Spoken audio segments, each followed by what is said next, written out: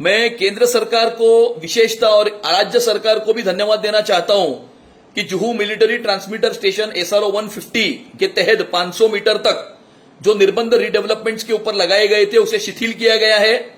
केंद्र सरकार ने एक परिपत्रक के द्वारा अभी जो निर्बंध थे 500 मीटर तक उसे 100 मीटर तक किया गया है और इससे जो है वो रुया पार्क का परिसर हो, इस्कॉन टेम्पल तक का जो परिसर हो, JVBT 10th रोड का परिसर हो, जू वर्सोवा लिंक रोड का परिसर हो, जू पेट्रोल पंप के आजू बाजू का परिसर हो, जिसके ऊपर जो निर्बंध थे वो अभी निर्बंध शिथिल किए गए हैं।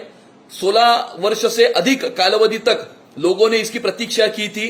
अभी जो इमारतें यहां पर पुरानी हो गई है उसका रीडेवलपमेंट का रास्ता जो है वो अभी खुल गया है और अभी लोग अपनी पुरानी इमारतों का रीडेवलपमेंट DCR के अनुसार जो है वो कर सकते हैं। उसी के साथ में एयरपोर्ट अथॉरिटी ऑफ इंडिया की जो DN नगर में जो जमीन है उस पर जो ट्रांसमिशन टावर है उस ट्रांसमिशन टावर के रेडियस में जो निर्बंध लगाए गए थे उन निर्बंधों के लिए भी एक विशेष सर्कुलर जो मैंने पहले आपके साथ में ऑलरेडी शेयर किया है वो सर्कुलर के अनुसार भी अभी जो वहां पर हाइट रिस्ट्रिक्शन थी वो शिथिल की गई है। इससे DN नगर का पूरा परिसर, जूहू सर्कल से लेकर टुवर्ड्स अरोमा कैफे तक का परिसर, गुलमोहर का जो परिसर है विद्यानिधि से लेकर जुहू क्लब मिलेनियम तक का परिसर, ये जो पूरा परिसर है जो पहले निर्बंधों में आता था वो अभी शिथिल हो गया है और इसके लिए भी मैं सिविल एविएशन मिनिस्ट्री को धन्यवाद देता हूं। ये DN नगर, गुलमोहर, जुहू, JVPD इस आजू बाजू के परिसर के लोगों के लिए एक बहुत ही बड़ी खुशखबर है।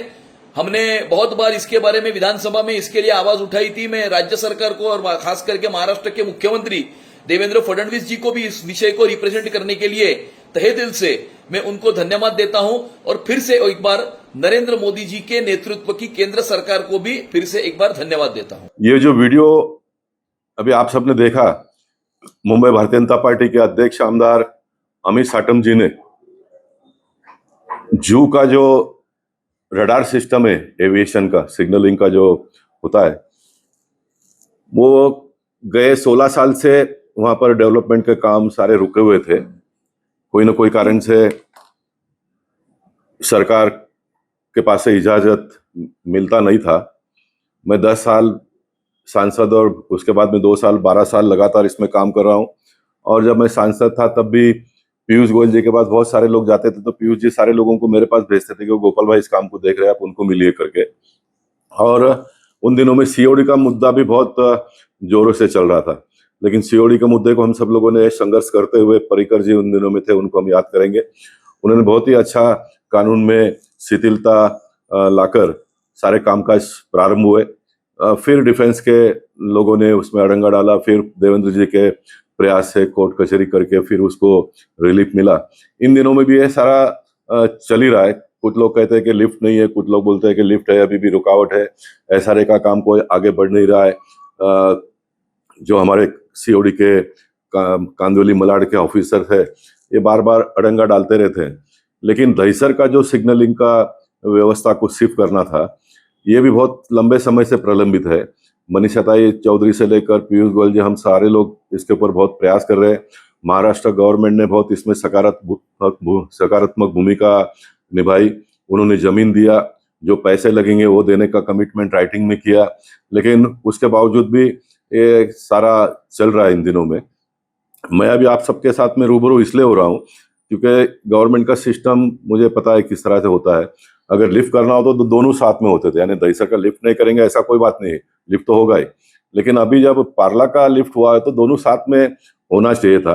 और अगर हम चुप रहेंगे तो फिर ये बहुत लंबा चलेगा, इसलिए मैंने सोचा कि इसको मैं फिर एक बार पब्लिक डोमेन में लाऊं, फिर सरकार के पास फिर एक बार कॉरेस्पॉन्डेंस वगैरह हम करें।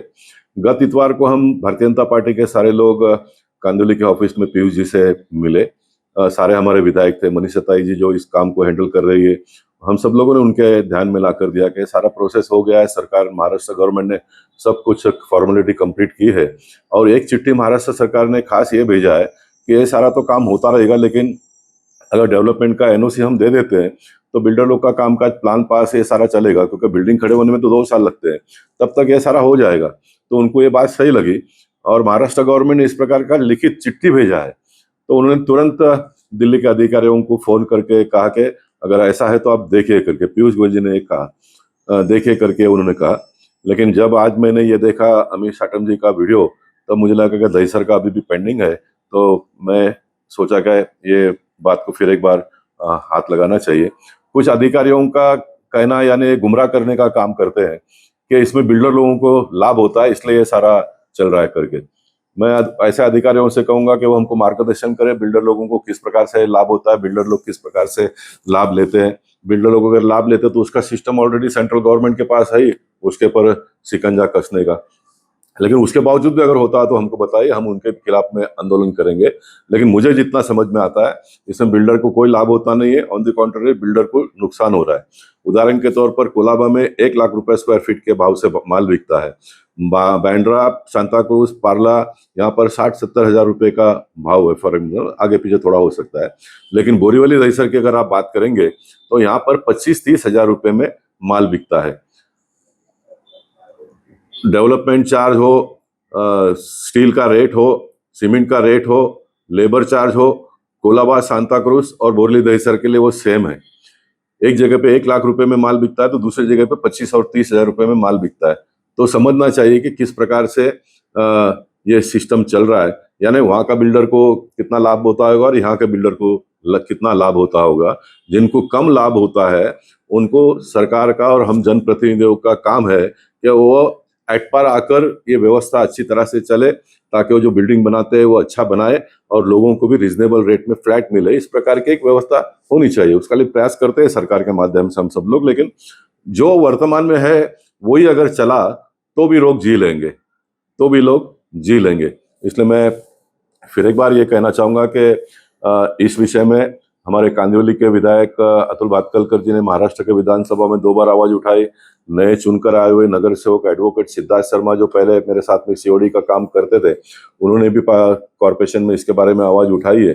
पब्लिक भी थोड़ी जागरूक हुई है, जगह जगह पर बोर्ड लगाकर हमारा ध्यान आकर्षित करने का वो काम कर रहे हैं। मैं ऐसे सारे लोगों को आश्वासित करना चाहता हूं कि हम भारतीय जनता पार्टी के सारे लोग इस काम में लगे हुए हैं, चिंता करने की कोई बात नहीं है। बहुत ही जल्द से जल्द ये विषय को हम अंजाम तक पहुंचाने का काम करेंगे। बहुत बहुत धन्यवाद।